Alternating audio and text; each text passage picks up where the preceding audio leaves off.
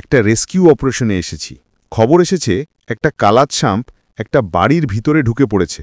বাড়ির লোকজন ভয় পেয়ে গেছে, তাই সঙ্গে সঙ্গে রেস্কিউ টিম খবর পেয়ে এখানে পৌঁছে গেছে।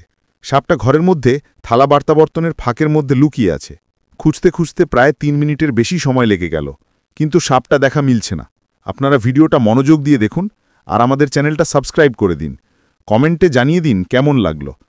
আপনারা জানেন এই রকম রেস্কিউ করতে কতটা কষ্ট হয়, তাই আপনাদের সাপোর্টটাই আমাদের অনুপ্রেরণা। একটু পরেই দেখা গেল কালাত সাপটা ঘরের কোণের একেবারে পিছনে গুটিয়ে বসে আছে। রেস্কিউ টিম আস্তে আস্তে জার দিয়ে সাপটাকে ধরার চেষ্টা করছে। সবাই সাবধান থাকুন, কেউ যেন কাছে না যায়। আপনি যদি এই ভিডিওটা উপভোগ করেন তাহলে এক্ষুনি লাইক দিন, সাবস্ক্রাইব করে পাশে থাকুন। দেখুন সাপটাকে জারের মধ্যে ঢোকানো হলো। রেস্কিউ টিমের পরিশ্রম সত্যি প্রশংসার যোগ্য। আপনারা আবারও সাবস্ক্রাইব বাটনে ক্লিক করুন, কারণ আপনাদের প্রতিটা সাবস্ক্রাইব আমাদের জন্য অনেক বড় অনুপ্রেরণা।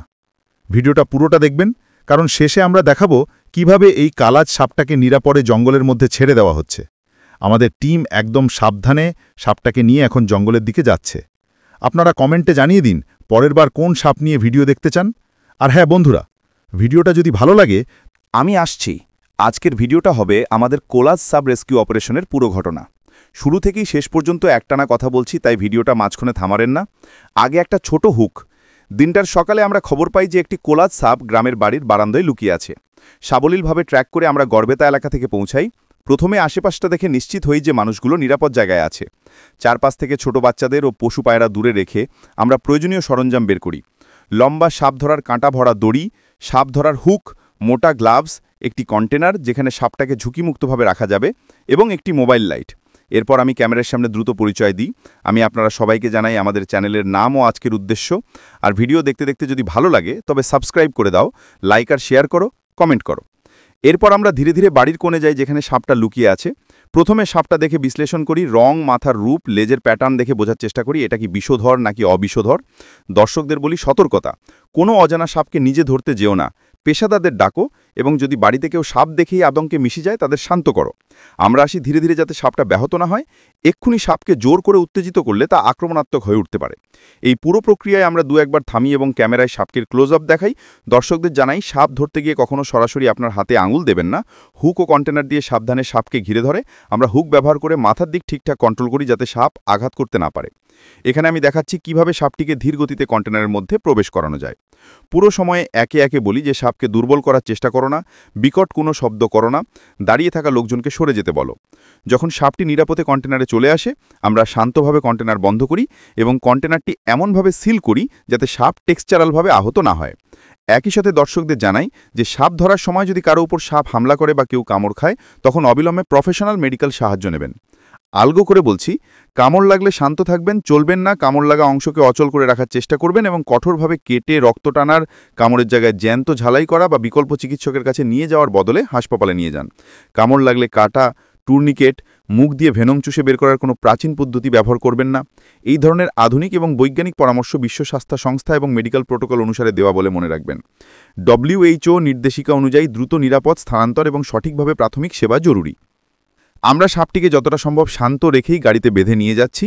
এই সময় আমি ক্যামেরায় সামান্য ব্যাকস্টোরি বলি যে কোলাজ সাপ সাধারণত কোথায় থাকে, কোন পরিবেশে বেশি দেখা যায়, কি খেয়ে থাকে, মানুষগুলো কিভাবে সচেতন থাকবে।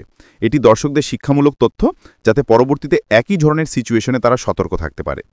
এরপর আমরা সাপটিকে গ্রামীণ বনাঞ্চলে বা নিরাপদ জায়গায় রিলিজ করার সিদ্ধান্ত নেই। রিলিজের আগে আমরা সাপটির স্বাস্থ্যের একটি তাৎক্ষণিক চেক করি, ক্ষত আছে কিনা, লেজ ও চোখ পরীক্ষা করে নিশ্চিত হই যে সাপটি শারীরিকভাবে বহনযোগ্য অবস্থায় আছে। যদি কোনো আঘাত দেখে থাকি তখন সেটি নিকটস্থ বন্যপ্রাণী রেস্কিউ সেন্টার বা অভিজ্ঞ ভেটেরিনারিয়ানের কাছে নেওয়ার পরামর্শ দিই। পুরো রিলিজ প্রক্রিয়া ধীরে ধীরে করতে থাকি। সাপটিকে খোলস থেকে শান্তভাবে বের করে আমরা তাকে কুণ্ডে অথবা ঝোপের মধ্যে মুক্ত করে দিই। এখানে শেষের দিকে দর্শকদের আবারও বলি, ভিডিওটি যদি ভালো লাগে তাহলে সাবস্ক্রাইব করো, বেল আইকন অন করো যাতে পরবর্তীতে এমন রেস্কিউ ভিডিও মিস না হয়, আর শেয়ার করো যাতে লোকজন সাপ সম্পর্কে সচেতন হয়। ভিডিওর মাঝখানে আমি একদম স্পষ্টভাবে বলে দিই যে সাপ কামড়ায় কখনোই কোনো জাড়ফুঁক বা তান্ত্রিক উপায়ের কাছে যেও না, তাতেই পরিস্থিতি খারাপ হতে পারে। হাসপাতালে দ্রুত নিয়ে যাওয়াই সবচেয়ে নিরাপদ পথ এবং অনেক স্বাস্থ্য কর্তৃপক্ষ এবং সাম্প্রতিক সংবাদও বলছে যে তাত্ত্বিক এবং লোকচিকিৎসা থেকে বিরত থাকা উচিত, দ্রুত আধুনিক চিকিৎসা নেওয়া জরুরি। আমরা সাপটিকে ছেড়ে দিলাম এবং ক্যামেরার সামনে শেখানোর মতো কিছু ক্লিপ রাখলাম, কিভাবে সাপ দেখতে হলে ধীরে ধীরে সরে যেতে হয়, কোন সরঞ্জাম কাজে লাগে, কায়দা কী।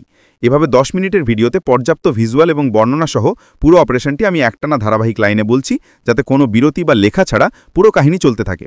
ভিডিওর শেষে সংক্ষেপে আমি পুনরায় স্মরণ করিয়ে দিই, মানুষ এবং সাপ দুটোই জীবন ধারণের অধিকার রাখে। সাপকে মেরে ফেলা নয়, বরং যথাযথভাবে রেস্কিউ করে জঙ্গলে ছেড়ে দেওয়াই উত্তম। সাপ ধরার আগে পেশাদারদের খবর দাও, যদি কামড় লেগে থাকে দ্রুত হাসপাতালে নিয়ে যাও এবং ঐশ্বর্য চর্চা বা ঝাড়ফুঁকের কাছে যেও না, কারণ তা ক্ষতির কারণ হতে পারে। এই গুরুত্বপূর্ণ পয়েন্টগুলো বিশ্ব স্বাস্থ্য সংস্থা এবং অন্যান্য প্রথম সাহায্য নির্দেশিকার সঙ্গে মিল রেখে বলা হয়েছে।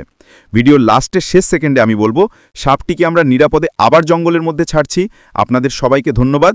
এই সাবস্ক্রাইব করতে ভুল খুবই মারাত্মক। আর বন্ধুরা, শুরুতেই বলে নিচ্ছি, যদি ভিডিওটা ভালো লাগে তাহলে এখনই চ্যানেলটাকে সাবস্ক্রাইব করে দাও, পাশে থাকা বেল আইকনটা প্রেস করো যাতে পরের ভিডিও মিস না হয়। তাহলে চলুন শুরু করা যাক।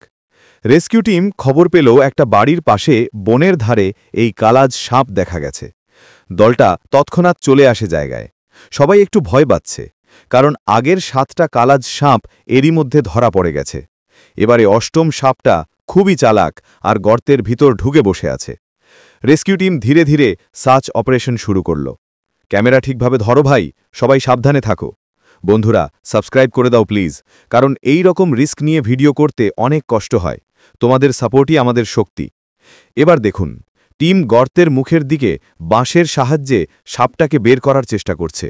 হঠাৎ গাছের নিচ থেকে কালো রঙের সেই কালাজ সাপটা মাথা তুলল। পুরো টিম স্থির দাঁড়িয়ে গেল। আস্তে আস্তে হুক দিয়ে সাপটাকে ধরা হলো। সবাই শ্বাস বন্ধ করে দেখছে। এই মুহূর্তে একটা গুরুত্বপূর্ণ কথা, সাপ যদি কখনো কাউকে কামড়ে দেয় তাহলে বন্ধুরা একদমও ঝাড়ফুঁকের কাছে যেও না। কোনো বিদ্যা, তাবিজ, কবিরাজ কিছুতেই না। সরাসরি হসপিটালে যাও, কারণ শুধু ডাক্তারের হাতেই আছে সঠিক চিকিৎসা। ঝাড়ফুঁক করলে সময় নষ্ট হবে, আর সময়ই তখন প্রাণ বাঁচানোর সবচেয়ে বড় জিনিস। আমি আবারও বলছি, সাপ কাটলে সরাসরি হসপিটালে যাও বন্ধুরা, কোনো ঝাড়ফুঁকের কাছে নয়। এদিকে রেস্কিউ টিম সাপটাকে ধীরে ধীরে জালের মধ্যে ঢুকিয়ে ফেলল। টিমের সবাই হাততালি দিয়ে উঠল। আবারও একটা বড় রিস্ক সফলভাবে শেষ। সাপটাকে নিরাপদে ধরে নিয়ে যাওয়া হচ্ছে জঙ্গলের ভেতরে ছেড়ে দেওয়ার জন্য। দেখো বন্ধুরা, কিভাবে তারা আবারও প্রমাণ করল প্রাণীটাকেও বাঁচাতে হবে, মানুষকেও নিরাপদ রাখতে হবে। এখন তোমাদের কাছে অনুরোধ, সাবস্ক্রাইব করে দাও, কমেন্টে জানাও কেমন লাগলো এই গ্রেট কালাজ সাপের রেস্কিউ গল্পটা, আর শেয়ার করে দাও তোমার বন্ধুদের সঙ্গে, যেন সবাই জানে সাপ ধরার এই কাজটা কতটা কঠিন আর গুরুত্বপূর্ণ। মনে রেখো, সাপ কাটলে হসপিটাল, এটাই একমাত্র পথ। ধন্যবাদ সবাইকে, দেখা হবে পরের রেস্কিউ ভিডিওতে।